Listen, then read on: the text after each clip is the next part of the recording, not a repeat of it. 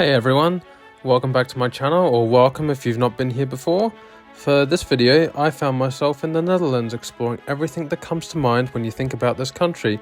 Windmills, cheese, museums, canals of Amsterdam, and of course the illustrious red light district.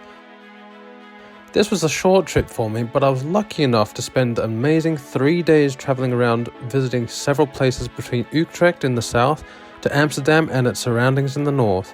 Of course, I couldn't see everything that the country had to offer in 3 days. However, if you're looking for some inspiration for an upcoming short trip, here's my travel itinerary through the Netherlands.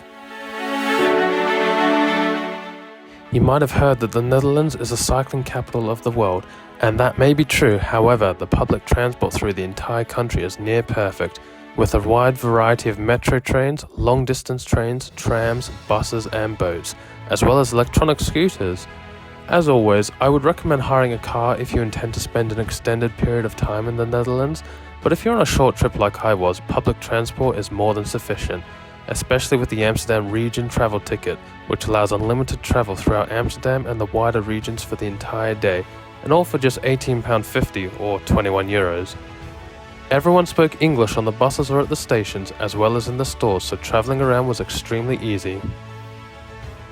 Starting my journey, I decided to actually take the bus from London to Amsterdam and experience something different than airports and a plane, and before long we arrived in Amsterdam Central. I immediately took my luggage to my hostel, which was conveniently located opposite the Rijksmuseum. But despite this, there wasn't time to waste, and I immediately boarded the metro and headed to Amsterdam Central Station, which took around 15 minutes, and then I boarded a bus number 891 to Zaanse Schans. I was a little worried as Google advised it would take over an hour to reach my destination, but to my surprise it was extremely quick and took no longer than 30 minutes. Taking a bus through the residential streets and into the countryside gave a sort of feeling for how people in the Netherlands lived. After a short ride, we arrived and I was amazed. Everything I had seen in the past online, in movies, or told by friends I could see. The long lines of windmills with a vast array of green fields was incredible. There was an outlook right near the bus stop, looking over the fields into the distance, and then a short walk into the local village. After a few hours here, I headed back to the bus stop and over to Edam, based on a recommendation from my work colleague.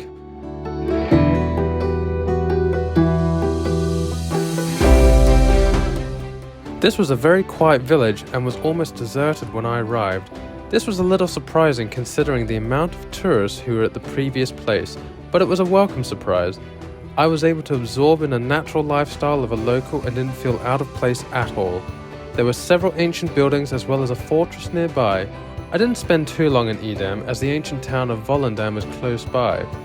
Again, Volendam was very quiet and there wasn't many, if any, tourists around, which was very welcome.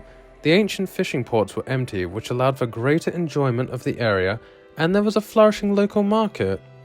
The only downside to this is that the boat over to Marken Island was not operating and it would take too long to travel by bus the long way around, but I wasn't too upset as Volendam was still peaceful.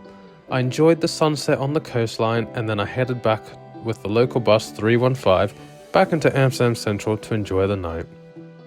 The city was lit up and the nightlife was up and running.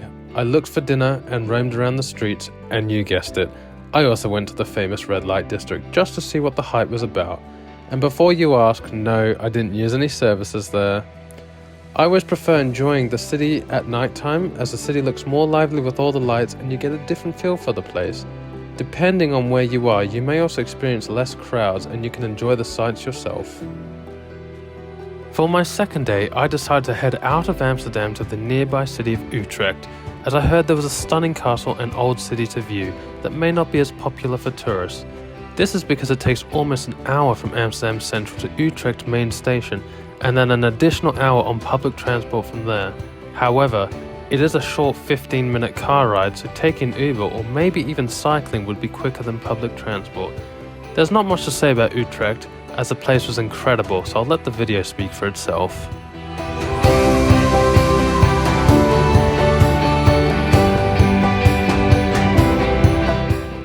As my following flight to South Korea and Taiwan was on the third night, I decided to spend the last day in Amsterdam itself, so I was close to the airport.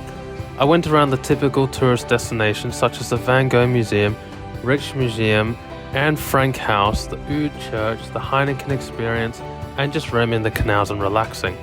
I heard the Sex Museum and Torture Museums are both quality destinations, however both were closed when I tried those, so sadly I missed out. But that's okay, next time. And to end this video, that's everything I managed to squeeze into 3 days in the Netherlands. I personally think it was the perfect amount of time to experience everything the country has to offer, in my opinion, with a diverse range of sites from the city life to the countryside. Of course, there's a few places I would have liked to visit such as Rotterdam, Eindhoven and Arnhem, however I don't consider it a total loss. If you have more time in the Netherlands, I would recommend visiting those places. To finish things off, here's a breakdown of costs for my short little trip with an estimated budget you'll need based on my own experience in the Netherlands, but your costs might vary depending on a number of things such as the exchange rate, hotels used, car hire, and if you choose that, attractions you decide to visit, restaurants, and so on, but I believe it provides you with a good idea of the costs involved. Remember, this also doesn't factor in the cost of airline tickets, as this will vary depending on where you're arriving from. So for me, my accommodation, as it was only a couple of nights, was £44 or €50. Public transport for all days came to £47 or €54 almost. Food was £45 or €51. Attractions, £25 or €30. My total cost for the holiday was £149 or €170. I hope this video inspired you to visit the Netherlands in the near future and helped you with the planning process of your very own trip. While there's certainly more the Netherlands has to offer, I believe it was enough time for me to experience each aspect. If you have any questions or feedback about the video, please do leave it in the comments and I'll try to get back to you as soon as possible. I've also listed a few additional links in the description which may be of benefit to you if you're planning a trip here. If you found this video to be helpful, please hit the like button and consider subscribing.